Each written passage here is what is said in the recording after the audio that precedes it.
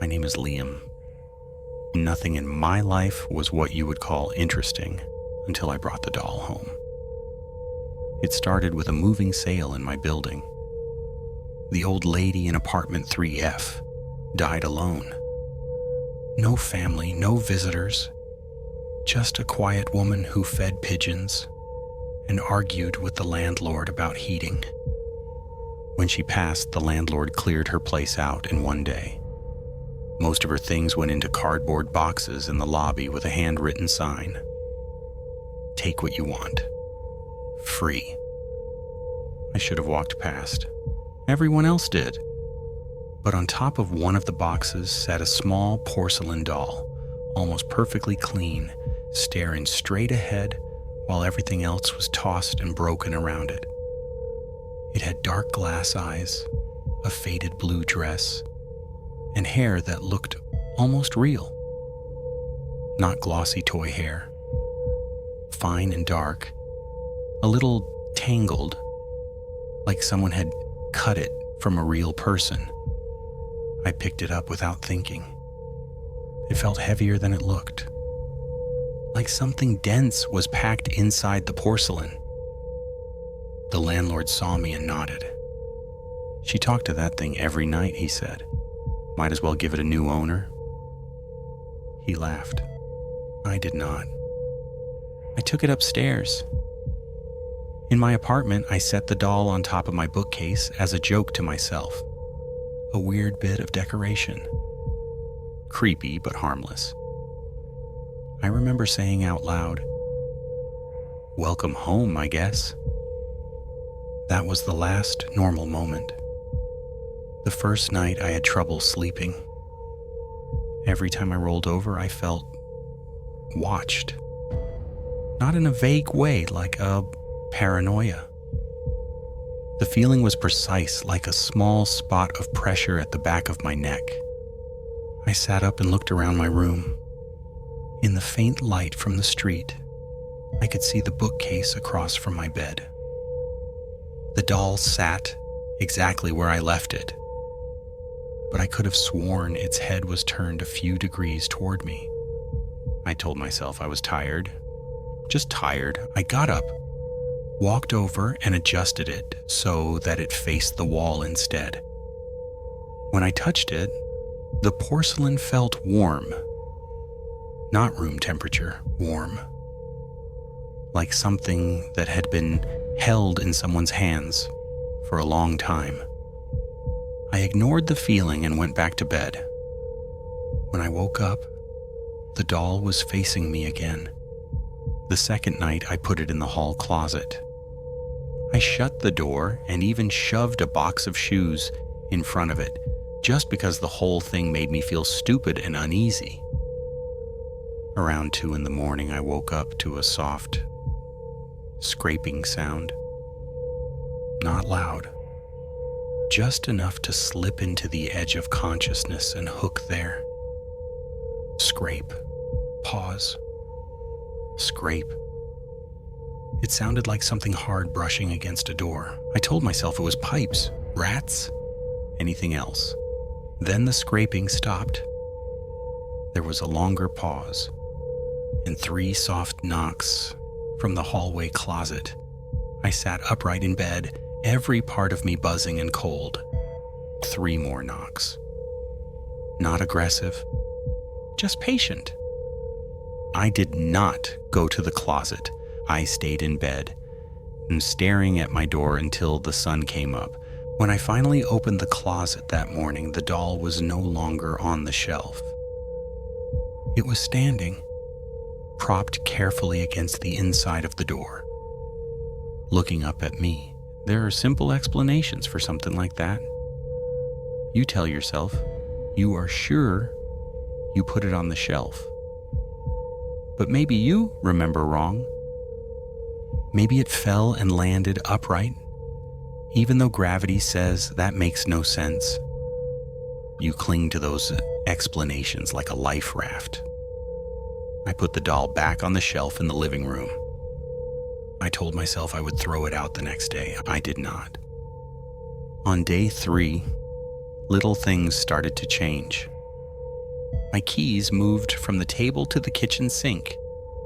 The remote for the TV turned up in the bathroom. Drawers half open that I was sure I had closed. That kind of thing happens to everyone. You think about something else while you're putting objects down, and then later you swear the world changed them behind your back. But no one else had a key to my place. And none of it happened before the doll. That night, when I turned off the lights to sleep, I could hear something from the living room. A faint, brittle sound. Porcelain tapping softly against wood. Tap, tap, tap. I lay there listening, every muscle locked.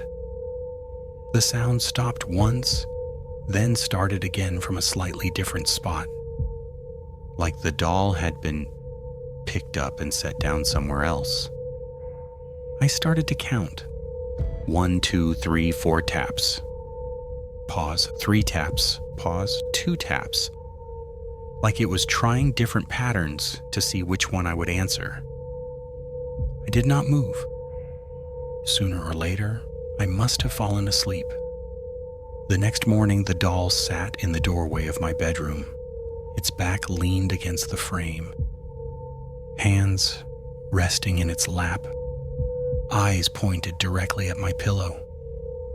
I stepped around it very carefully, like it had weight beyond what I could see. I picked it up and dropped it into the kitchen trash bin. Porcelain clinked against glass bottles and old takeout containers.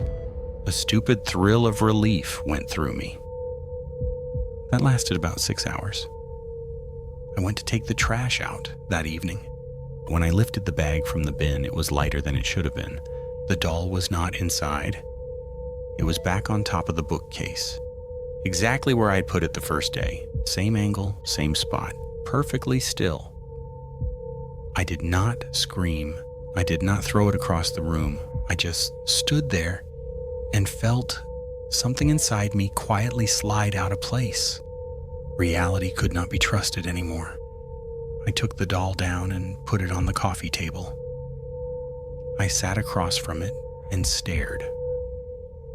"Are you doing this?" I asked. It was a ridiculous question talking to a piece of porcelain, but the silence in the room felt thick and waiting.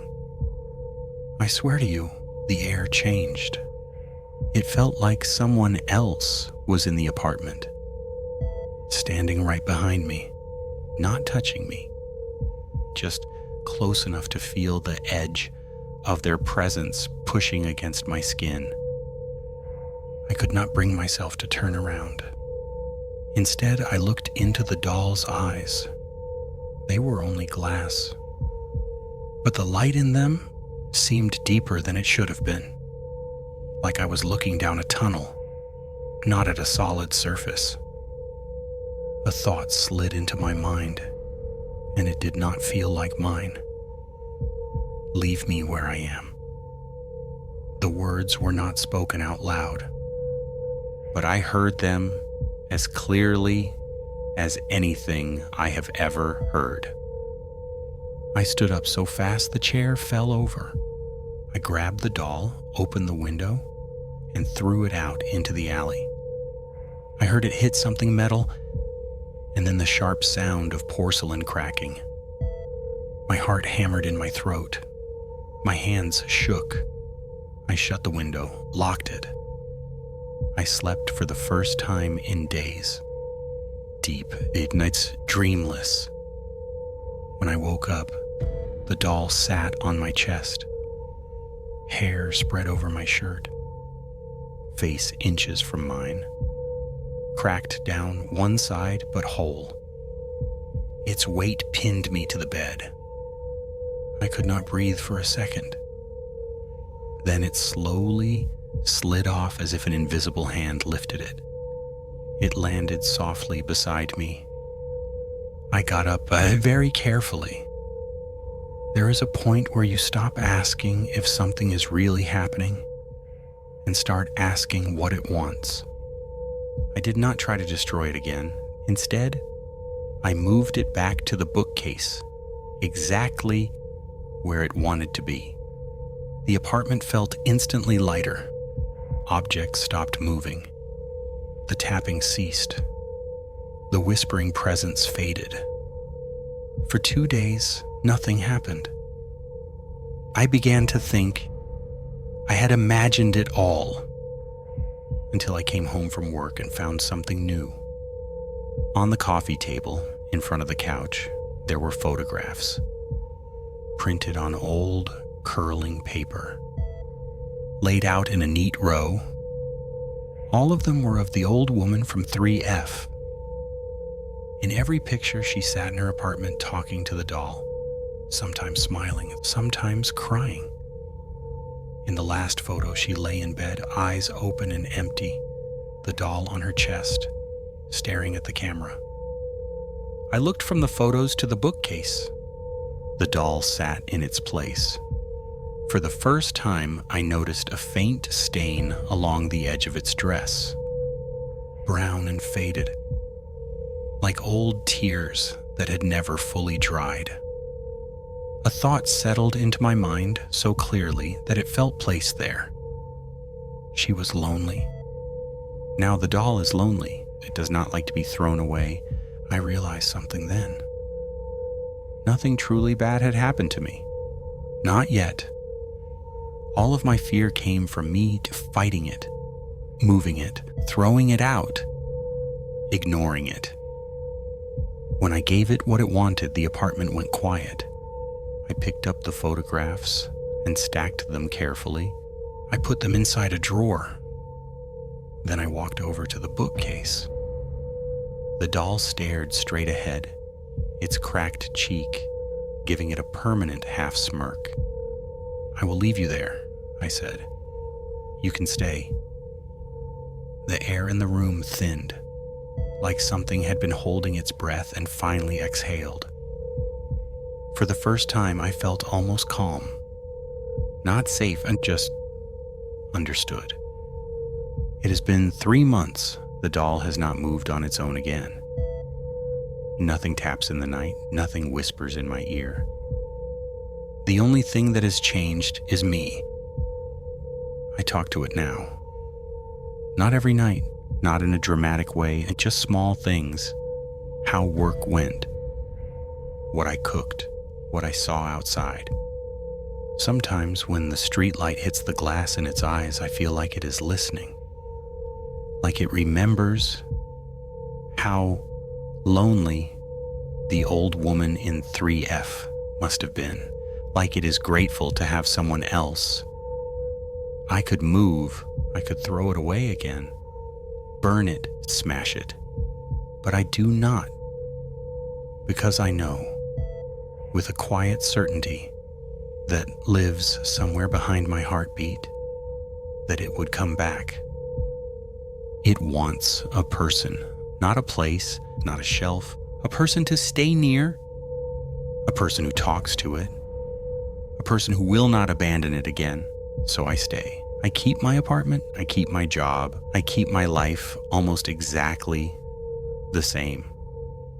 The only difference is that there is a doll on my bookcase, and I never let it face the wall anymore. I always make sure it is looking at me, because I understand now I am not living alone. And as long as I remember that, it seems content.